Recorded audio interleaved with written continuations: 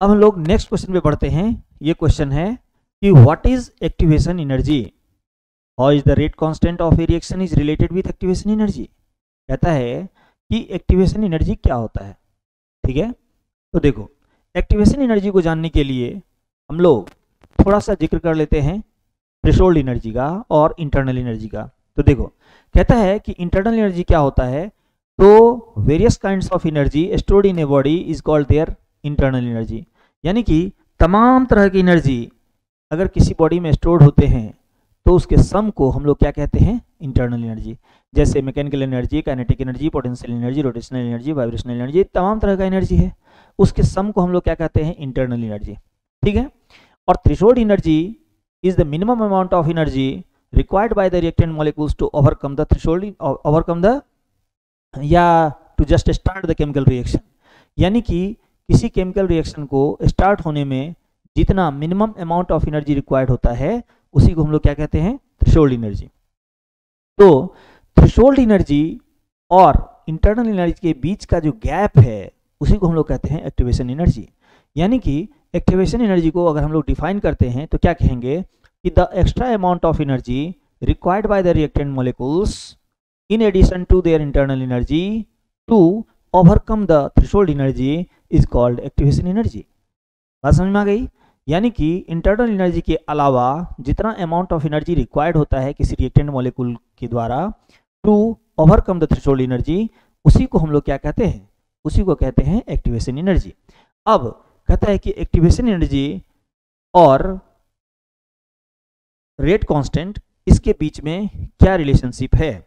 तो जब Arrhenius equation हम लोग पढ़ते हैं तो उसमें देखता होगा कि इस टाइप का रिलेशनशिप आता है, क्या, log k2 by k1 is equal to EA upon 2.303 R, और यहाँ पर आता है 1 by T1 minus 1 by T2, ये आता है। तो ये हमारा जो है रिलेशनशिप है। ठीक है,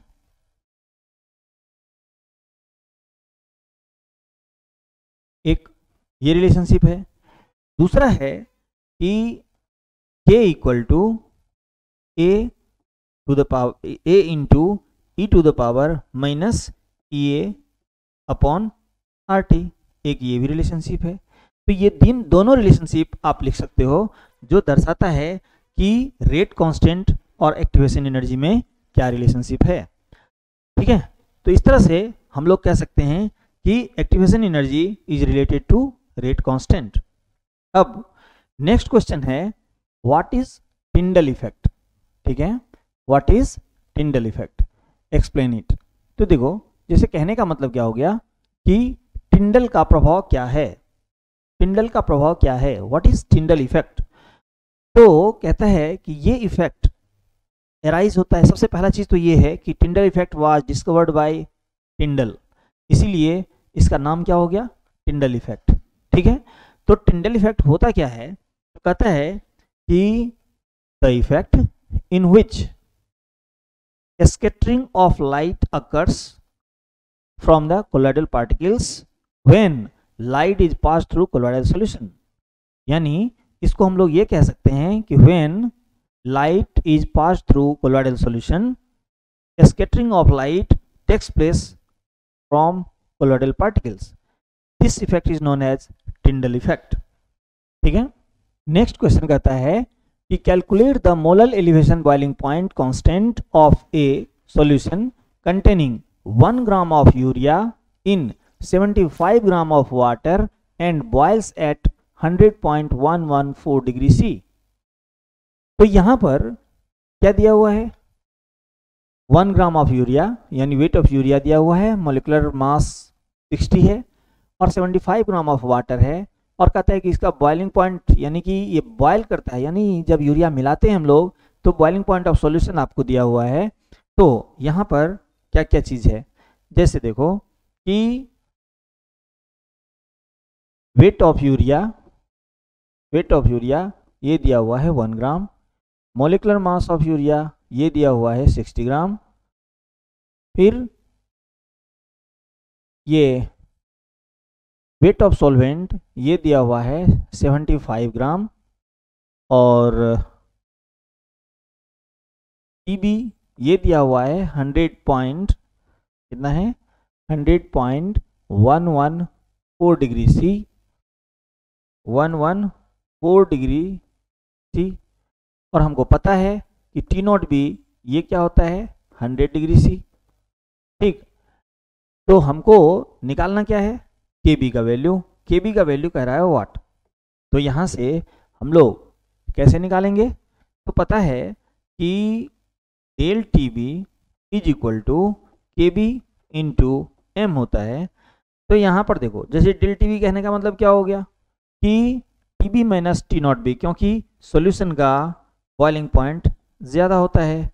तो यहाँ पर हम लोग इस तरह से लिखेंगे के बी इंटू, अब मोलैलिटी है तो मोलैलिटी का फॉर्मूला होता है weight by molecular weight into 1000 by capital W in जी।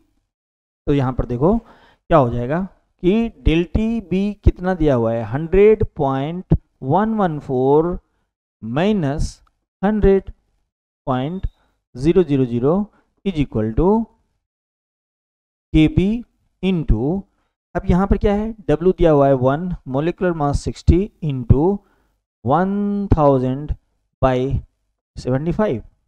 ठीक है, तो यहाँ पर ये कट जाएगा, ये कट जाएगा, कितना हो गया 25 4 जा 100, 25 3 जा 75, और यहाँ से 2 2 जा 4, 2 3 जा 6।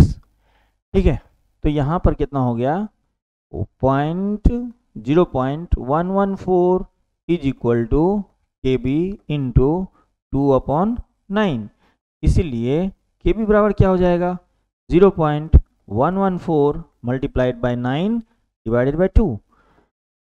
तो इसको हम लोग कर सकते हैं 0.057 मल्टीप्लाइड बाय 9, यानी ये वैल्यू आ जाएगा 9 7 63, 9 5 45, 6 51, यानी 0.513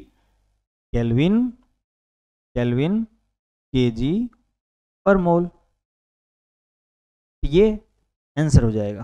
ठीक है, नेक्स्ट क्वेश्चन है how many moles of Cu will be deposited by passing इतना coulombs of electric current from CuSO4 solution. कहता है कि CuSO4 घोल से 24125 कूलम विद्युत प्रवाहित करने पर कितना मोल Cu मिलेगा। ठीक है, तो देखो कितना लिखा हुआ है 24125, तो इसको हम लोग अगर बनाते हैं तो दिया हुआ है, क्या दिया हुआ है Q दिया हुआ है कितना 24125 कूलम, और हम लोगों को पता है कि CuSO4 का इक्विवेलेंट वेट, यानी Cu हमारा Cu पूछ रहा है तो Cu का इक्विवेलेंट वेट होता है formula weight by balance factor.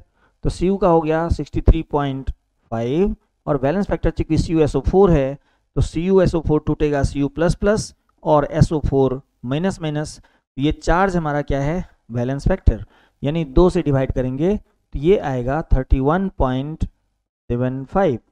तो इतना इक्विवेलेंट वेट है, इसीलिए 1 ग्राम इक्विवेलेंट बराबर कितना हो गया 31.75 ग्राम, यानी कि इक्विवेलेंट वेट को जब ग्राम में एक्सप्रेस करते हैं तो वो 1 ग्राम इक्विवेलेंट के बराबर होता है।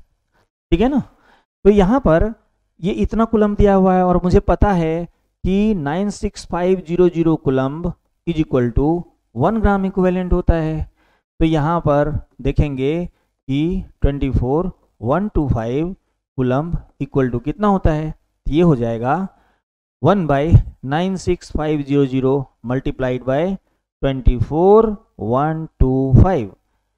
तो इसको हम लोग अगर काटेंगे तो ये अप्रॉक्स 4 4 5 20, 4 8 2 10, 4 4 5, 4 6 24, 4 9 4 6 24, 4 6 16 और 8 9, यानी कि ये 4 टाइम्स में ये कट जाएगा।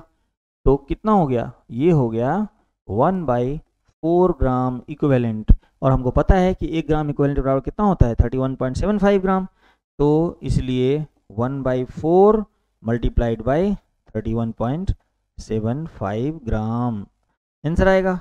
इसको जब हम लोग सोल्व करेंगे तो कितना होगा 4 7 28, 3 31, 4 9 36 और 4 4 जा 16, तो इतना ग्राम आएगा आंसर। क्लियर है?